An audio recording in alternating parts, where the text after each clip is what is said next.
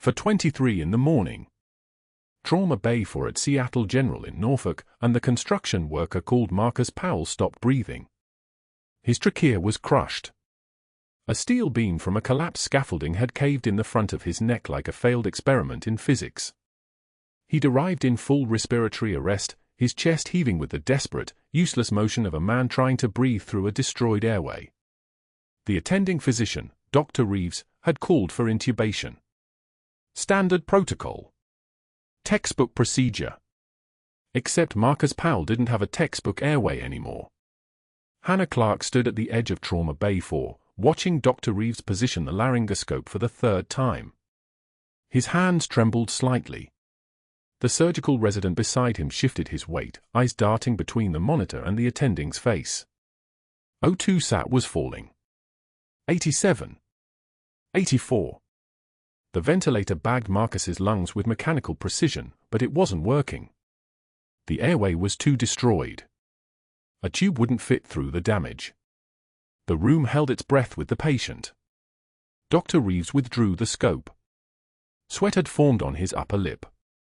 He looked at the surgical resident, then at Hannah. His eyes held the specific panic of a competent physician facing an impossible anatomy.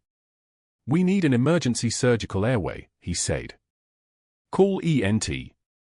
Now." Hannah didn't move. Her eyes tracked the monitor. 80. 78. The numbers descended like a countdown nobody wanted to hear. Marcus Powell had perhaps 90 seconds before cardiac arrest followed the oxygen deprivation. ENT was in the building, but they were 4 floors away.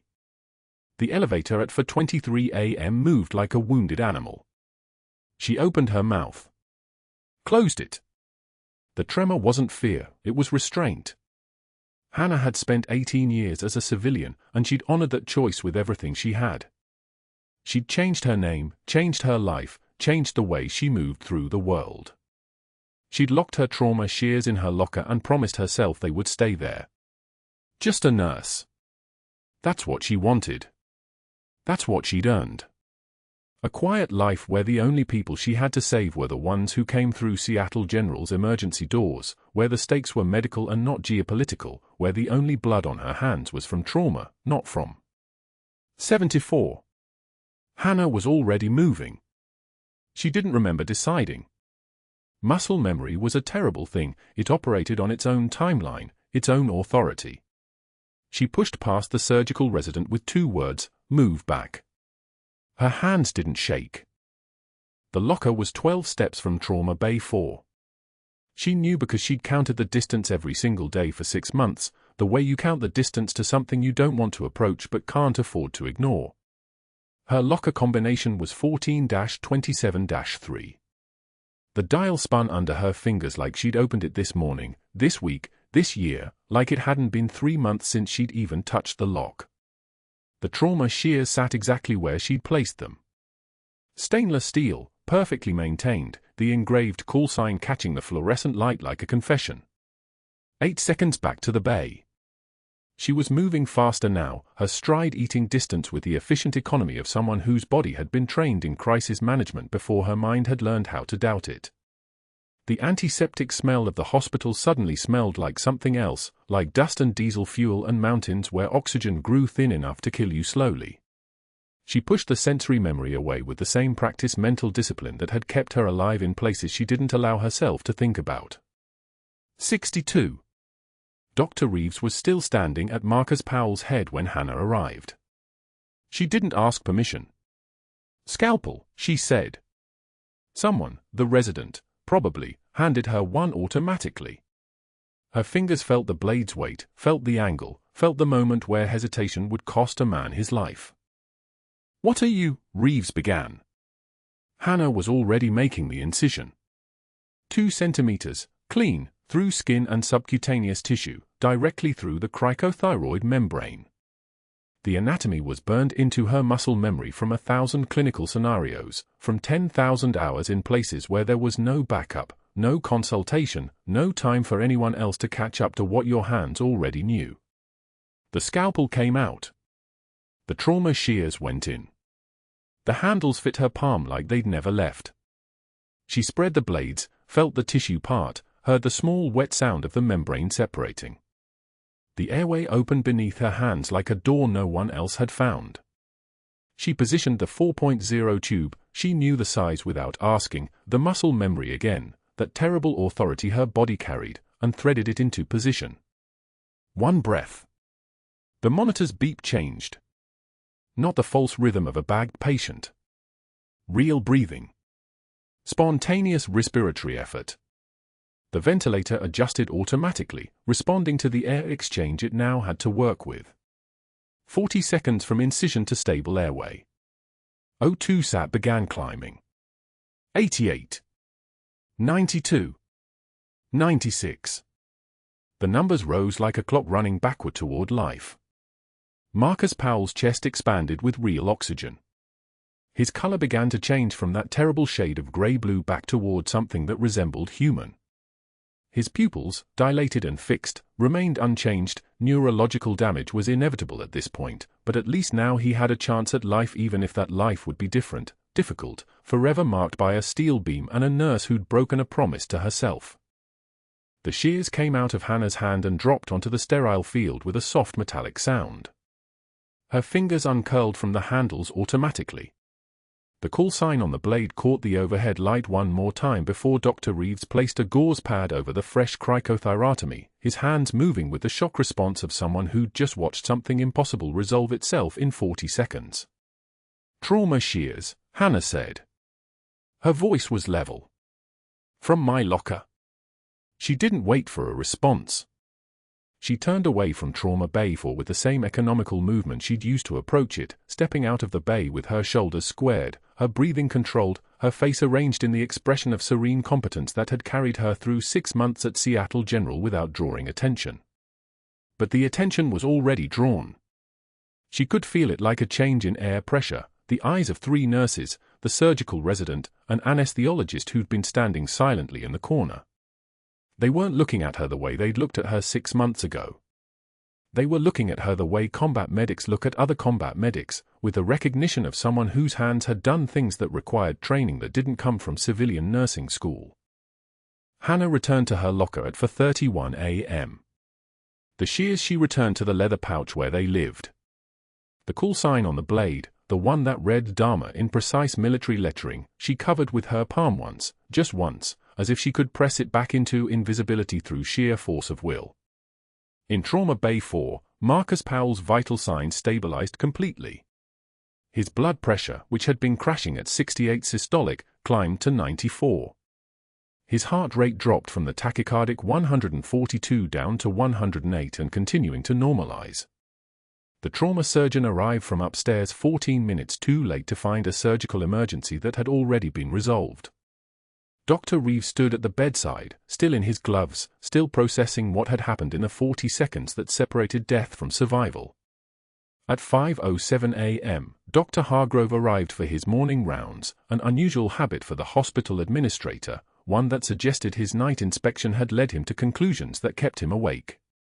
He moved through the corridors of Seattle General with the proprietary confidence of a man who believed every inch of this building was a reflection of his control. His suit was fresh, his tie precisely knotted, his appearance suggesting he'd returned home, showered, and changed rather than remaining at the hospital. The first thing he heard as he approached Trauma Bay 4 was the steady, mechanical sound of a functioning ventilator. The second thing he saw was the monitor displaying stable vital signs. The third thing he heard was Dr. Reeves explaining to the surgical resident what had happened at 4:23 a.m. Dr. Hargrove's expression didn't change, but something shifted behind his eyes, a calculation, a reassessment, a sudden understanding that the meticulous charting he'd found irritating at 3 in the morning might represent something more complicated than just institutional perfectionism. But that wasn't the worst part. The worst part was the trauma shears he found sitting on the supply cart outside Trauma Bay 4.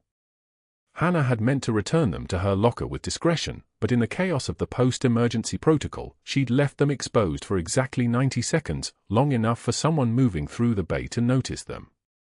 For someone to read the engraving. For someone to begin asking questions about why a civilian nurse kept military-grade surgical instruments locked in a hospital locker. Dr. Hargrove picked up the shears. turned them over in his hands. The call sign caught the morning light, and for the first time in 6 months, Hannah Clarke's hidden identity hovered on the edge of discovery, not through revelation, but through the simple consequence of saving a man's life. He had no idea what those shears represented. He had no idea what that call sign meant. He had no idea that he was holding evidence of a Marine who'd been trained in field surgery before she'd ever set foot in a civilian hospital. But he was going to find out. 3 days after Marcus Powell wheeled out of the trauma bay with a surgically repaired airway and a second chance at breathing, Dr. Hargrove convened a mandatory all-staff meeting in the main conference room at Seattle General.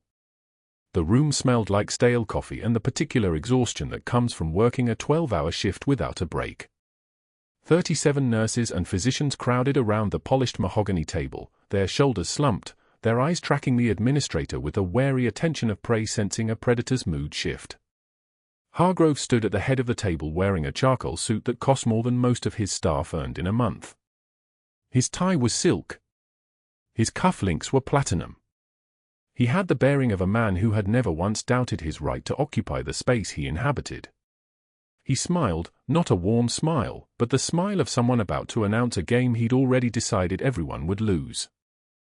"We need to discuss performance metrics," Hargrove began, his voice carrying the particular condescension of a man who believed intelligence was distributed by title rather than by birth.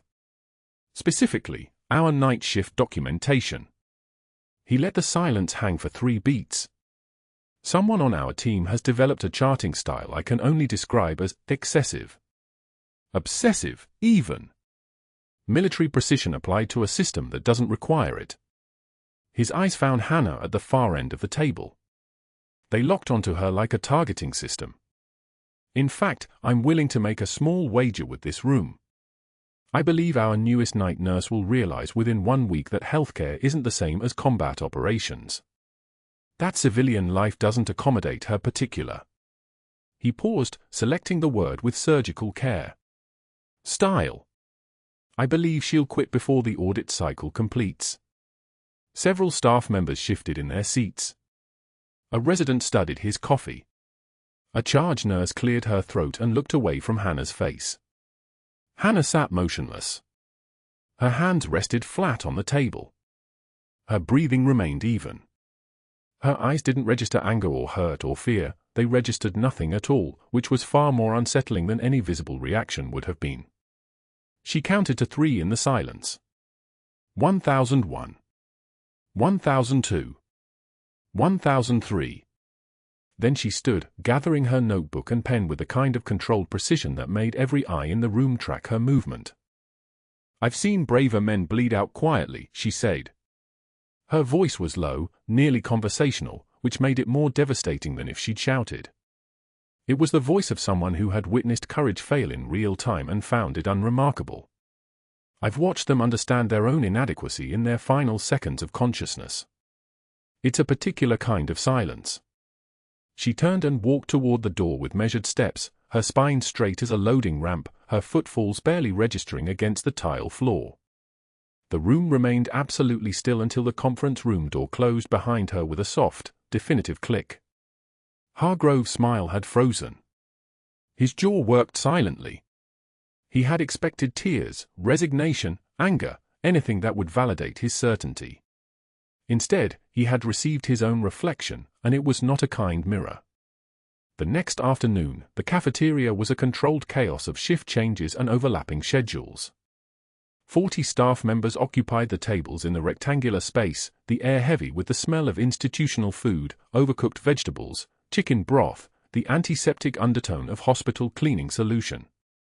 Hannah sat alone at a corner table, eating a simple tuna sandwich, not reading her phone, not engaging with anyone around her. She was the kind of invisible that comes from not broadcasting need or desire. Hargrove approached from behind the salad station, moving with the loose confidence of a man who owned the building and everyone in it. He walked past Hannah's table and bumped it deliberately with his hip, a casual gesture designed to look accidental, his trajectory timed to maximum destruction. Her tray tumbled. Soup splashed across 6 feet of floor tile in a sudden, violent arc. Utensils clattered like scatter rounds. The crackers dissolved into the spreading liquid. The entire cafeteria froze mid-conversation, 100 eyes tracking the sudden violence of the moment. "Clumsy," Hargrove said loudly, ensuring the audience remained fixed on his performance. "Night shift is clearly too demanding for some people. Maybe you should consider day hours. Less pressure." He smiled the smile of a predator that believed it was still a predator even in an empty room. Hannah rose slowly. She looked at the mess, at the soup, at the scattered debris, at the ruined lunch she would not be able to replace before shift started. Then she fixed him with the exact same flat, cold stare from the conference room. The kind of stare that communicates the absolute absence of fear. She let the silence extend, uncomfortable and thick as humidity before a storm. Staff members around her found sudden interest in their food. The fluorescent lights overhead buzzed in the hollow quiet.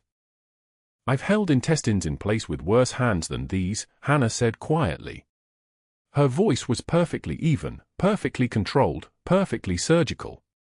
"Kept them alive while waiting for the helicopters. Yours couldn't hold a coffee cup without shaking." She stood and walked toward the dish return without cleaning up the spill, leaving Hargrove standing alone over the wreckage of his own performance. He looked down at the mess like he'd never seen soup before. Like someone had suddenly removed the ground from beneath him. 2 days later, during evening rounds on the 3rd floor, the atmosphere had shifted. The staff moved around Hannah with the careful distance of people who had witnessed something they didn't fully understand. The nurses' station at Seattle General was a cramped space of filing cabinets, monitors, and controlled paper chaos. Hannah was reviewing discharge notes when Hargrove appeared with a stack of patient charts. He didn't speak. He simply released them at her feet, the papers scattering like startled birds across the floor, some sliding under the desk, others spinning across the tile. "Pick that up, sweetheart," he said, his voice carrying the particular venom of a man who was running out of patience with his own script. 3 other nurses were present, all 3 suddenly found reasons to look elsewhere, at monitors, at computer screens, at anything but the moment unfolding between them. Hannah didn't move immediately. She let the moment breathe. She let him stand there in his assumed victory, let him taste the brief satisfaction of what he believed was dominance. Then she crouched, moving with the deliberate care of someone disarming an explosive device, and collected each chart. She organized them by patient number, by admission date, by the smallest details that made them separate from one another. She rose, holding the stack against her chest, and stepped close enough to Hargrove that she could see the slight widening of his pupils, the involuntary response to danger that predated language. "I've seen braver men bleed out quietly," she repeated. The exact same sentence. The exact same tone. Like a verdict read at a trial that had already concluded. "I've held them while it happened. Watched the light leave their eyes. Listened to them try to speak and finding no words left. You're not even in that category. You're something much smaller." Then she turned and walked to the supply closet where charts were organized, her movements precise and economical. The 3 other nurses remained frozen at the station. One of them was shaking, not from cold, but from the aftershock of witnessing someone refuse to break. Hargrove stood alone with his silence, and it tasted like ashes. That same evening, during a routine surgical assist in the minor trauma suite, Hannah worked with Dr. Patricia Chen on a 52-year-old construction worker named Rodriguez who'd come in with a lacerated brachial artery and significant bleeding. The wound was serious but manageable, the kind of injury that lived in the space between routine and critical. Chen worked the arterial repair while Hannah tied off the bleeder with practiced efficiency. Her fingers moved in a specific pattern, the knot technique unusual but devastatingly effective, her hands moving like they'd performed this exact sequence 1,000 times before. Because they had. Rodriguez suddenly went rigid on the table. His eyes snapped open and locked onto Hannah's hands. "That tie off," he whispered, his voice tight with something between terror and recognition. "Where did you learn that?" Hannah's expression didn't change, but something flickered across her face, so brief that only someone trained to read micro-expressions in the dark would have caught it. "Nursing school," she said, her tone making clear that the subject was closed. "No," Rodriguez said, his voice gaining strength. "I was a combat medic. Different unit. I only saw one person tie off bleeders like that. Field Hospital, Kandahar, 2012. Shrapnel wound to the femoral. You operated on me. You saved my life in 4 minutes with a tactical kit and prayer. His eyes never left her hands. Master Chief, I never forgot those hands. The surgical suite suddenly felt like a space pressurized beyond its structural limits. Dr. Chen glanced up from her work, confused. The surgical tech's hands paused mid-motion. You're mistaken, Hannah said quietly, her voice carrying the particular weight of someone closing a door that couldn't be reopened. But Rodriguez kept watching her for the remainder of the procedure, and something in the way he looked at her, not with gratitude, but with recognition, with the particular understanding of someone who had stood at the edge of darkness and been pulled back, told her that doors had already begun to open somewhere she couldn't control. That evening, outside the staff locker room on the 3rd floor, Rodriguez was waiting. He wore street clothes now, his wound freshly bandaged, his posture carrying the particular exhaustion of someone who had fought through pain medication to speak to someone specific. I won't say anything, he told her. His voice was quiet, respectful, the voice of someone who understood what silence meant. Not to anyone. But I needed you to know, thank you. For then. For not making a thing of it. For just being there when it mattered. Hannah nodded once. A single acknowledgement. Rodriguez turned and walked away, his footsteps fading down the hallway. She opened her locker and stared at the trauma shears inside, the surgical steel catching the fluorescent light, the engraved callsign gleaming like a secret. She had kept it hidden for this exact reason. In a civilian hospital, a nurse didn't carry trauma shears with a military callsign. A nurse didn't move like she'd been trained in field surgery. A nurse didn't respond to crisis with the particular calm that only came from having already experienced the worst that human anatomy could endure. She picked up the shears and held them for a moment, feeling their weight. Then she returned them to the locker and closed the door. Meanwhile, in an office on the 4th floor, Dr. Hargrove reviewed quarterly billing reports under the fluorescent glow of his desk lamp. Hannah's name appeared on a flagged list, her meticulous documentation revealing discrepancies in procedure coding across 17 patient files. The insurance coding for the cricothyrotomy was particularly problematic. The captain codes didn't match the actual procedures performed. Her charting was so precise, so detailed, that it would make any auditor look twice. And the hospital's audit was scheduled for exactly 3 weeks from today. What happened next would determine whether Hannah Clarke remained simply a nurse, or whether the carefully constructed life she'd tried to build would begin its inevitable collapse. The routine procedure had started at 2:47 p.m. on a Tuesday, the kind of unremarkable afternoon that hospital staff absorbed without thinking. Lacerated arm. Radial artery severed 3/4 of the way through. The patient, a man named Rodriguez, probably 50, with hands that had seen actual work, lay on the table under surgical lights that cast everything in that particular shade of clinical white that made blood look impossibly red. The attending surgeon, Dr. Matsuda, guided the needle through tissue with the practiced grace of someone who'd done this 5,000 times. Hannah stood across the sterile field, hands already gloved, retractor in her left hand, watching the arterial bleed with the same analytical eye that had once calculated survival odds in a field hospital 15,000 miles away. The moment came exactly as it always did. The sutures were placed. The edges needed approximation. The bleeding needed to stop before the next layer. Dr. Matsuda turned slightly, and Hannah already knew what he would ask. Not because he would ask it aloud, but because the surgical field itself seemed to be asking. The artery lay exposed. The bleeder was there. The technique required someone with the kind of hands that knew how to tie off a vessel without crushing it, without tearing the delicate vessel wall, without hesitation. Someone who understood that the knot had to be precise enough that it would hold for a lifetime, loose enough that the tissue around it would actually survive. Hannah's hands moved. They didn't think about it. Hands that had held lives together in places where the electricity ran on generators and the surgical light swung on chains understood the mathematics of vessel occlusion. The suture went in. A single throw. A half hitch.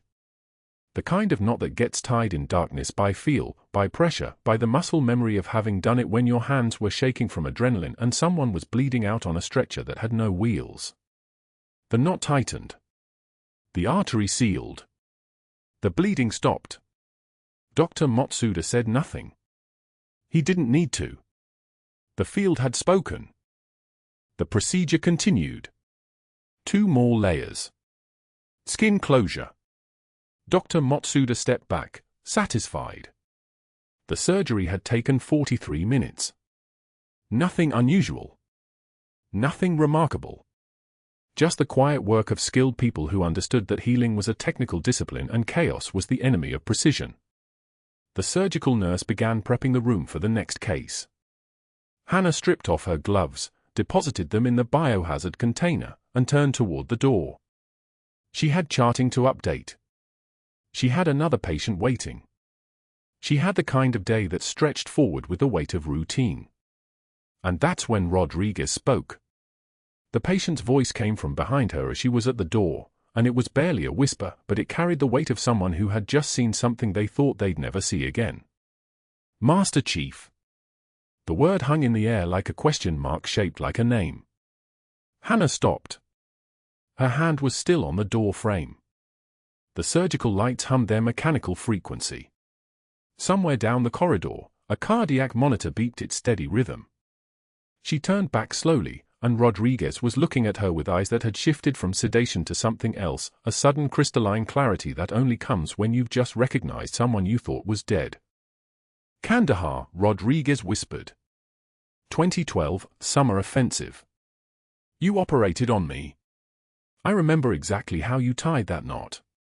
Radial artery. Took shrapnel. You were the one who, he stopped, like the gravity of saying it aloud was too much for his medicated brain to manage. But the recognition was there. Complete. Unmistakable. Hannah moved back to the bedside with the kind of deliberate calm that suggested nothing unusual had occurred, though everything had changed.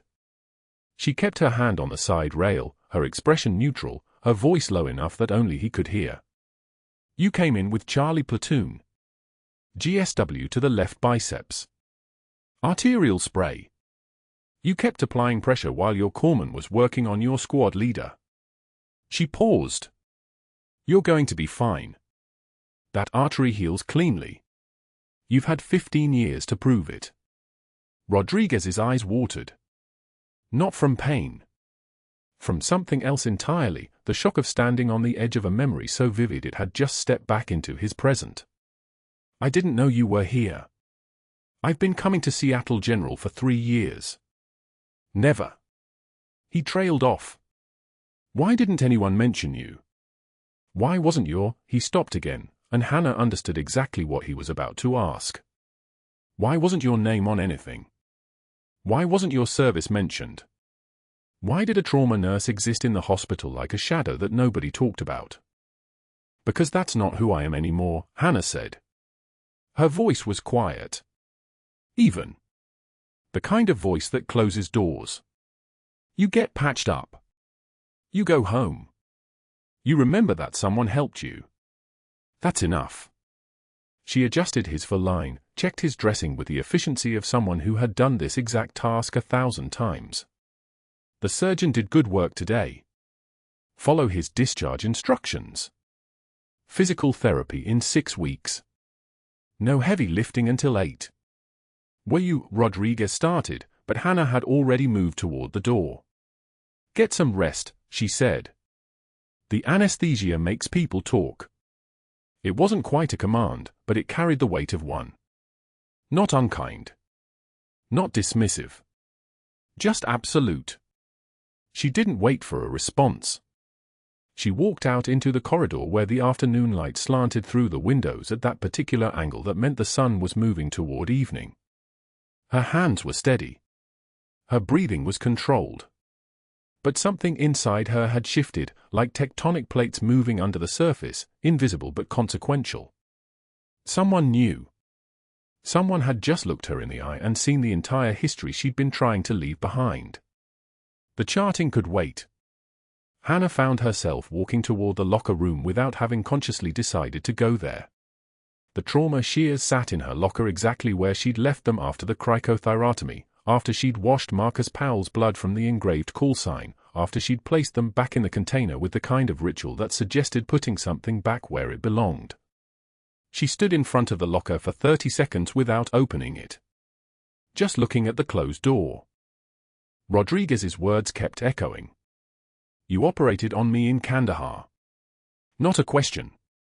A statement. A reminder.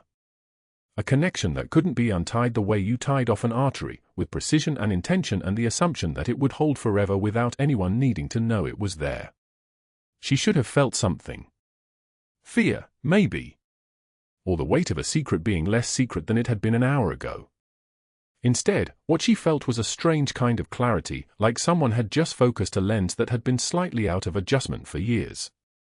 One person knowing.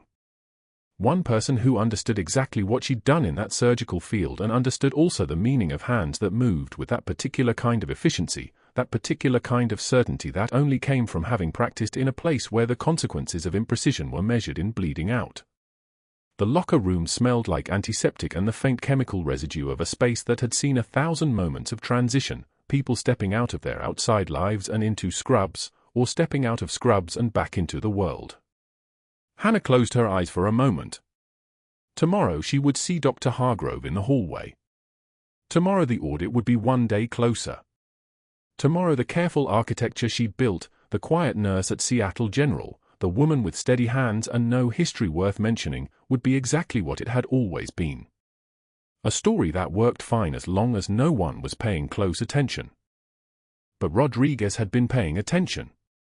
And whatever came next would have to account for the fact that the past had just walked into the present wearing a hospital gown and an fall line. Dr. Hargrove did not rage. That was the mistake people made about him, assuming anger drove his actions. What actually drove him was mathematics. 3 days after Hannah Clarke saved Marcus Powell's life with an authorized surgical intervention, Hargrove sat in his corner office on the 7th floor of Seattle General, surrounded by documents arranged like puzzle pieces on his mahogany desk. He had learned long ago that paperwork was a weapon more precise than any argument, more devastating than any insult. The incident reports he drafted cited as unauthorized surgical procedures performed outside scope of practice. He invoked Joint Commission Standard Ms. 06.01, which governed who could perform invasive procedures in hospital settings. He noted that Hannah possessed RN credentials, nothing more. No surgical license.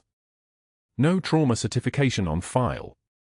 No authorization from the Medical Executive Committee. The facts were technically accurate and completely misleading, the kind of legal architecture that looked airtight until someone examined it closely. But no one would examine it closely. That was Hargrove's calculation. He photographed the trauma shears, Hannah's shears, pulled from the trauma bay waste after the procedure, now sitting in an evidence envelope. The military call sign engraved on the blade was visible in the photos. He included these images in his documentation. Unauthorized military equipment brought into a civilian hospital, the caption read. The shears became not a life-saving tool but a symbol of recklessness, of someone operating outside their lane, of protocols violated and regulations breached. He interviewed Marcus Powell's family and reframed the entire situation. Yes, their father survived.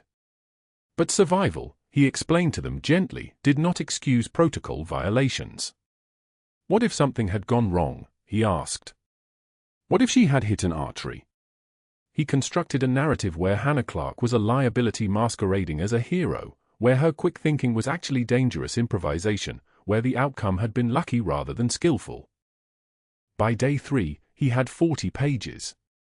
The documentation was beautiful in its precision, citations cross-referenced, timestamps verified, witness statements notarized, the hospital's own policy manual quoted extensively. The paper trail created a wall that no argument could breach. On the morning of the 4th day, Hargrove sat across from Hannah in his office. He slid the termination letter across the desk, and she read it once, her expression unchanged. Gross violation of scope of practice protocols, the letter stated. Unauthorized use of medical instruments. Immediate termination, effective immediately. Her signature was requested on the acknowledgement form. Hargrove waited, his fingers steepled, his face arranged in an expression of professional regret. "You should have stayed in your lane," he said quietly. It was meant as a final knife turn, a last reminder that he controlled the narrative. Hannah set the letter down. When she spoke, her voice was hollow in a way that had nothing to do with defeat and everything to do with acceptance. "You're right," she said. "I wanted this quiet life.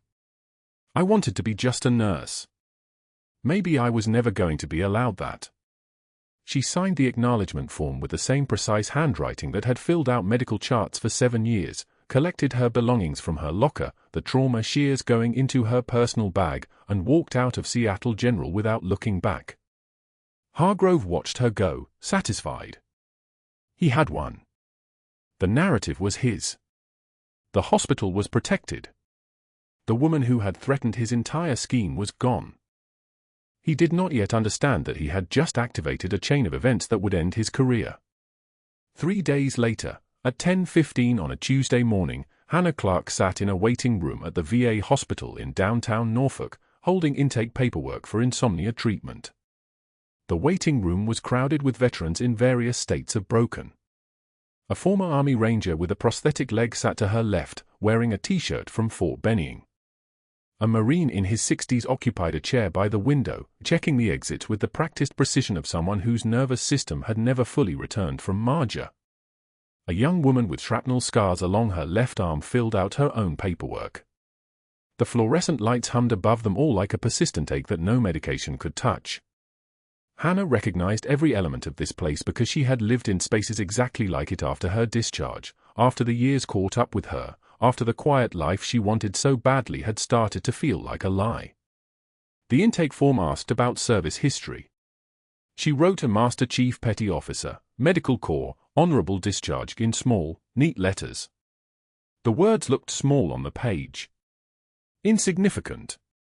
Just another veteran seeking help for insomnia, just another person the VA system would sort into a database and process like laundry. A nurse called her name from the doorway. Hannah stood and reached for her paperwork, but she had left it on the waiting room chair, a moment of carelessness that would have been impossible 6 weeks ago. The Marine who had been checking exits glanced down at her form. His eyes moved across the text. He looked up at her face, and something in his expression shifted. Recognition. Respect. A kind of knowledge that transcended rank. "Master Chief," he said quietly. Not a question. A statement of acknowledgement. Hannah nodded once and followed the nurse into the corridor, leaving her military identity sitting on the waiting room chair like a ghost she could not outrun, like proof that some parts of yourself you could never actually leave behind. The nurse, a woman named Patricia with 18 years of VA experience, led her to an exam room that smelled of bleach and stale coffee. "Let's talk about your sleep," Patricia said gently. But they both knew the problem had nothing to do with sleep.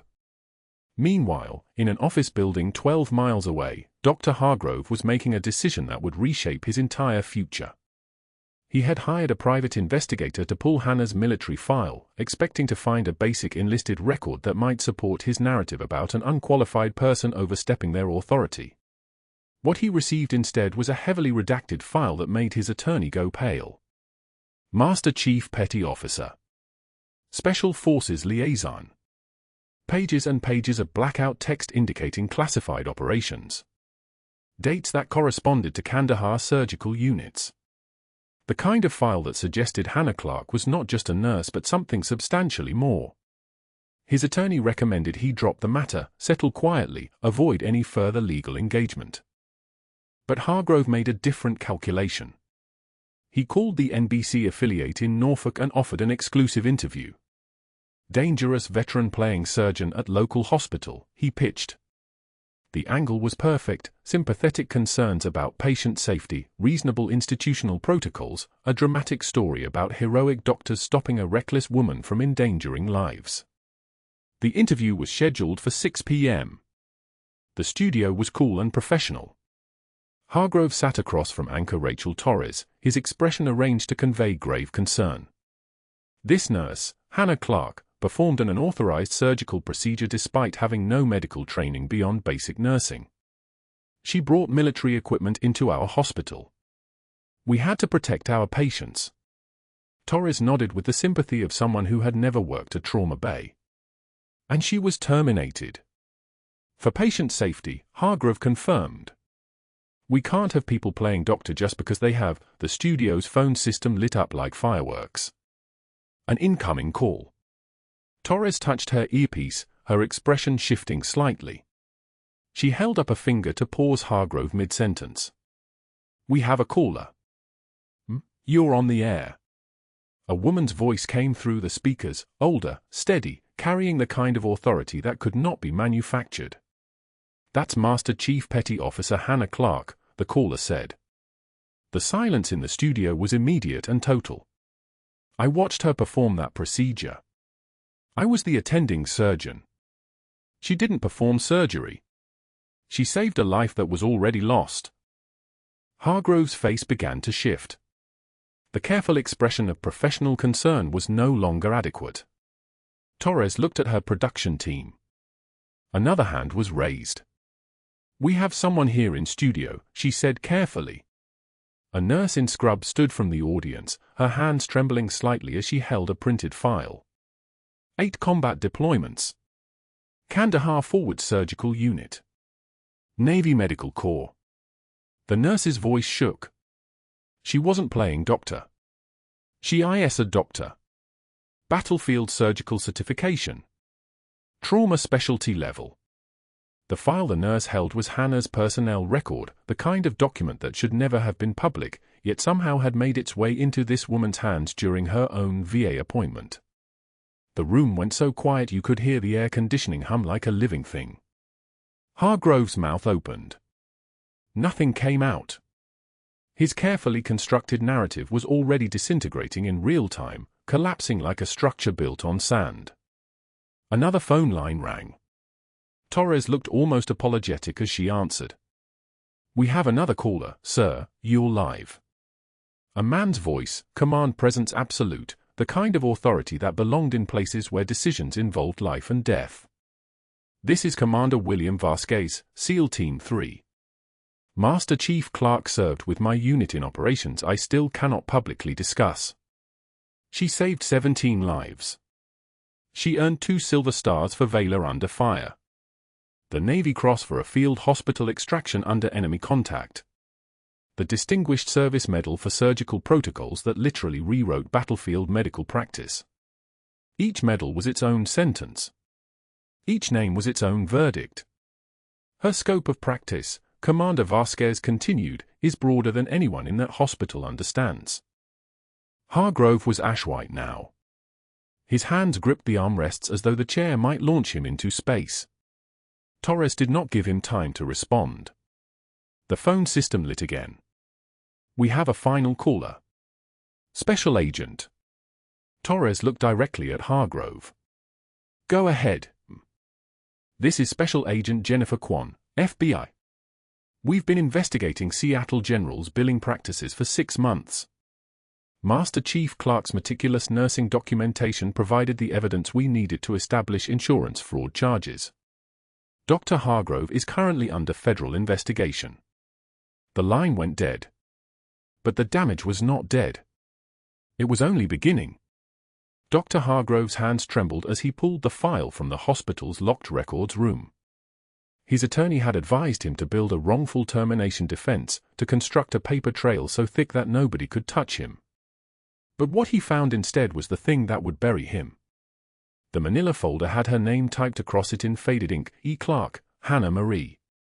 Most of the contents were redacted, black marker obscuring entire paragraphs like censored intelligence reports. But 3 words survived the redaction, Master Chief Petty Officer. 2 more words appeared further down, Special Forces Liaison. Hargrove read them again. Then again. His jaw tightened.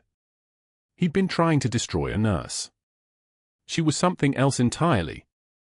He spent the next 48 hours researching what little was publicly available. Master Chief Petty Officer meant she'd spent 2 decades in the Navy.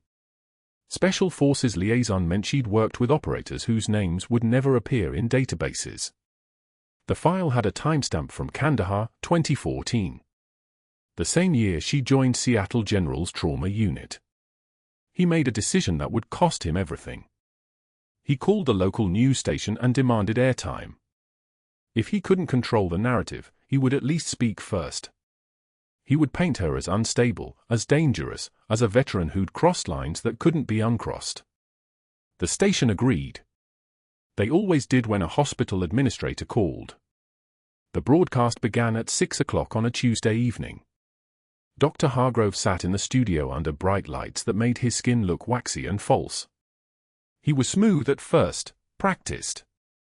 "We have a serious situation at Seattle General," he began, his voice carrying the weight of administrative concern. "An employee violated fundamental scope of practice protocols by performing an unauthorized surgical procedure. This employee happens to be a veteran, and while we appreciate military service, we cannot allow personal background to override patient safety standards. This individual is dangerous. A skilled operator, perhaps, but dangerous nonetheless." The anchor nodded sympathetically. Hargrove's confidence swelled. He was winning. He was controlling the story. That's when the phone lines lit up. The station screened calls, but their producer saw something building in the queue and decided to let it through. A woman's voice came through the speaker, steady and clear. "That's Master Chief Petty Officer Hannah Clarke you're talking about." Silence in the studio. Hargrove's expression didn't change, but something in his chest began to collapse. The anchor leaned forward. "You know the subject of our discussion." "I know her. I served with her in Kandahar. She operated on me in a field hospital when I'd taken shrapnel through my abdomen. She saved my life with field equipment that wasn't supposed to be used that way. Whatever she did at your hospital, she was doing what she was trained to do." The caller disconnected. The studio air had changed. Hargrove could feel it. But it wasn't finished. The producer had another call queued, and this one was different. A nurse in the studio audience, one who'd worked at Seattle General for 6 years, stood up from her seat. She was holding a file. Her hands were shaking, but her voice was steady. "I work at the hospital," she said to the camera. "I found this in the Public Records Department. I'm reading it now. 8 combat deployments. Kandahar Surgical Unit. Multiple procedures performed under hostile fire. Multiple." She paused, swallowing hard. This isn't a nurse who violated protocol. This is a Master Chief who saved lives the way she knew how. Dr. Hargrove's face had begun to drain of color. The fluorescent studio light suddenly felt too bright, too exposing. He reached for water with a hand that barely obeyed him. Another call. This time a man's voice, and something in the tone made the anchor sit straighter. "This is a SEAL team leader from Naval Special Warfare Command. I can't identify myself on air, but I can tell you that Master Chief Clarke served in operational roles I still can't discuss. She holds 2 silver stars." The anchor's eyebrows rose. Hargrove's jaw went slack. "She holds a Navy Cross," the caller continued. "And a Distinguished Service Medal for operations that remain classified. If she performed an emergency procedure to save a patient's life, then she did exactly what her training required." The line went dead.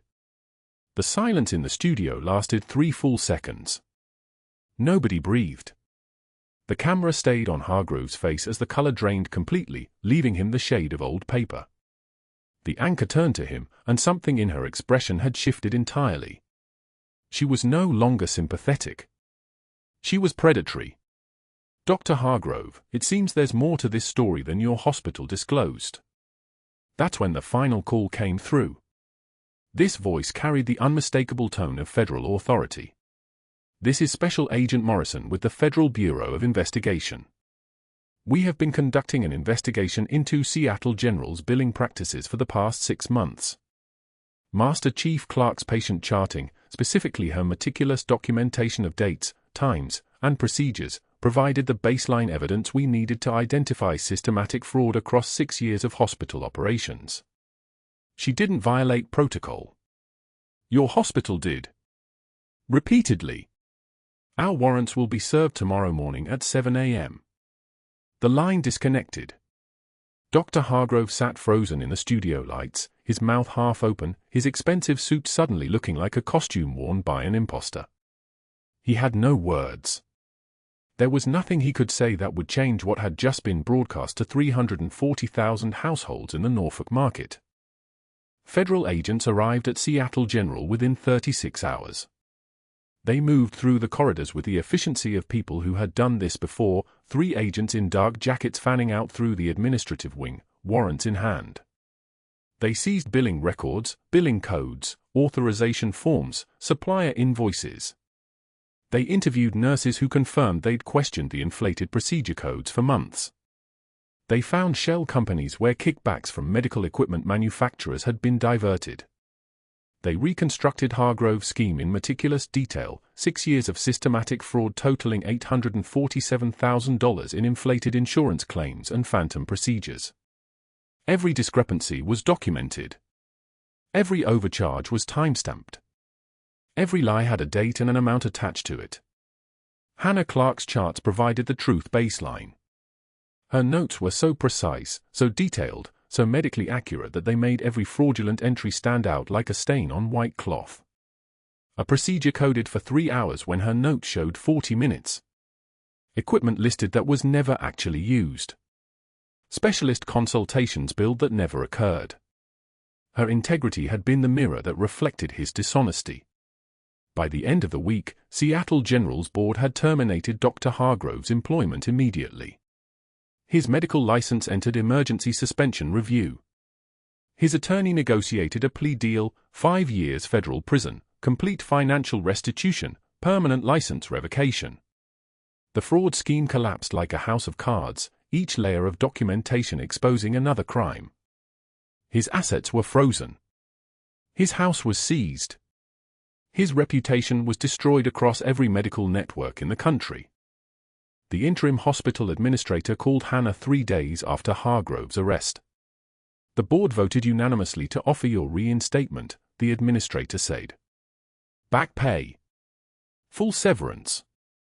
A formal apology. And a position on our quality oversight committee if you want it.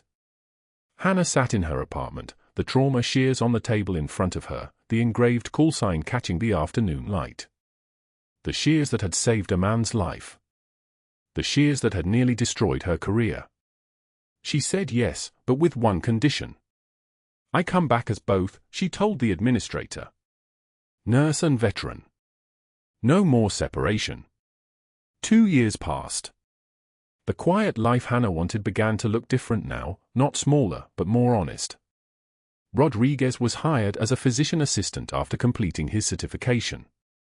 Marcus Powell, the construction worker, appeared on the same news program that had destroyed Hargrove. That nurse saved my life in 40 seconds, he told the cameras. I don't care what protocol she violated. I'm alive because she knew exactly what she was doing. The trauma unit began to hum with purpose again. Students asked to study under Hannah's supervision. Her teaching became legendary. The VA hospital where she'd once sought treatment contacted her about a consulting position, teaching trauma protocols to civilian providers treating veterans. She accepted it alongside her nursing work. Then, 2 years and 4 months after Hargrove's conviction, Hannah spotted him outside a Norfolk grocery store on a Tuesday afternoon. He sat behind a folding table with a banner reading affordable supplemental insurance plans. His expensive suits were gone, replaced by a wrinkled polo shirt that hung loosely on his frame. His face was drawn, aged 10 years in 4. He was explaining coverage limits to an elderly woman who looked skeptical.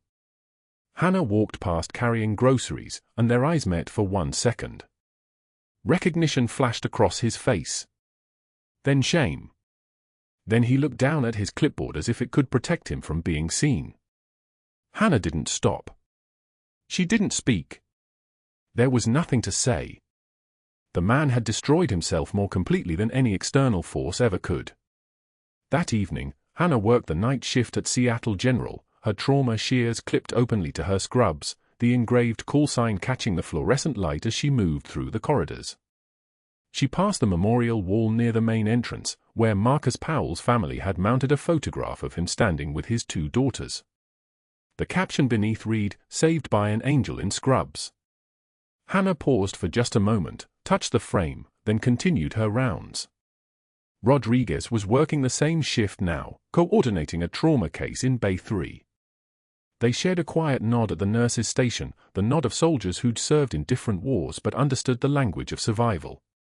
The hospital hummed with its familiar rhythms. Monitors beeped. Footsteps echoed. Lives were being saved in increments measured in minutes and precision. Hannah charted with the same meticulous attention to detail that had once exposed fraud. But now her military service was listed openly on her badge, Hannah Clarke, RN, MCPO, RET. A new resident approached her with questions about a complex trauma case involving a lacerated brachial artery. She answered with patience and specificity, teaching what she'd learned in places she'd never fully discuss.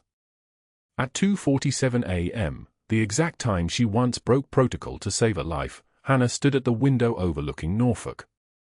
The city stretched out in darkness below, its lights like scattered stars against black water. She thought about the quiet life she'd wanted, the identity she'd tried to keep separate, the line she'd crossed that changed everything. Her reflection in the glass showed both versions of herself finally integrated into one person, nurse and warrior, healer and veteran, no longer fighting themselves. True heroism is what you do when the world stops watching. She turned back toward the floor. There were always more patients. There were always more lives. There were always more moments when the skills mattered more than the title. She walked back into the light with her trauma shears gleaming at her side, ready for whatever the night brought. Rodriguez caught up with her at the next code. "Trauma incoming," he said. "Multiple lacerations, ETA 5 minutes." Hannah was already moving toward the supply station, her hand steady, her mind focused. "How bad?" she asked. "Bad enough," he replied. They exchanged one look, the kind of look that only comes from having worked together in moments that demanded everything. Then they moved in perfect sync toward the trauma bay, because that's what they did. They showed up. They did the work. They saved who they could save. Subscribe to the channel, like this video, and comment below. Have you ever been judged by someone who didn't know your true value?